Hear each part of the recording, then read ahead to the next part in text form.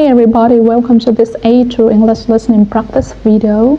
You can use this video to practice your listening and comprehension as I speak. Remember to sign up for $1 listening practice seminars at polyglossa.com and download our free listening time podcast so you can practice your listening skills. So today I'm going to talk about neighborhoods. I think this is an interesting topic because neighborhoods look and function differently in different countries. Specifically, I want to talk about American neighborhoods. And even more specifically, I want to focus on residential neighborhoods such as the suburbs. In the US, I would say that most people have the goal to eventually live in a house in a residential neighborhood. Sure, some people prefer living in apartments in the city, but I still think that most people still want to buy a house someday when they have enough money. So living in a house in a suburb is very common in the US. I spent my whole childhood living in the residential areas in Southern California, so I have a lot of experience in these types of neighborhoods. So what are some of the distinct elements of American neighborhoods? First of all, there's a very distinct American style of houses. Of course, our houses often have triangular roofs. You've probably seen this in movies and TV shows. American houses also have a garage, a driveway, a front yard, and a backyard. Houses in other countries might not have all these different elements, but in the US, these features are all really popular. What's interesting for some foreigners is that in the US, houses often don't have fences in their front yards. This means that when you're in your front yard, you can easily see and interact with your neighbors. This might seem uncomfortable, but it does help neighbors be friendly with each other. However, in backyards, there are always fences or gates. This area is a little more private. Kids normally play in their backyard, front yard, or in the street if the neighborhood isn't that busy. Typically, residential neighborhoods are pretty safe in the US, so kids can play outside with their parents worrying too much. But parents do need to keep an eye on their kids just to be safe.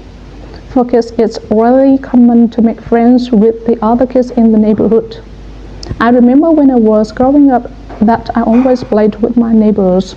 I actually became good friends with them. In other countries, it's common to see children play soccer in the street in different neighborhoods. But in the US, it's more common to see kids playing other sports or games. Now let's talk a little bit about being a good neighbor. In the US, it's really important to have respect for your neighbors.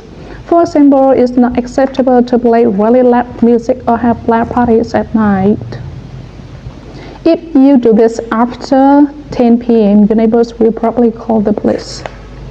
This is extremely common in the US because police actually respond to these noise complaints. They show up at your house and tell you to be quiet or you'll be in trouble. Also, in many neighborhoods, you are expected to maintain your house and front yard well. People don't like it when their neighbor's house or front yard looks ugly or neglected. This can actually make the neighborhood houses less valuable.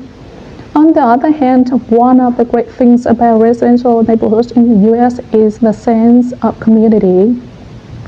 Traditionally, people are friendly and helpful in these types of areas. For example, if you move to a suburb, it's very common for your neighbors to bring you over some homemade food and welcome you to the neighborhood. Also, people help each other out in these neighborhoods. For instance, if you go on vacation, it's common to ask your neighbors to keep an eye on your house and even water your plants or things like that. This sense of community is definitely a big positive of living in the residential neighborhoods in the US.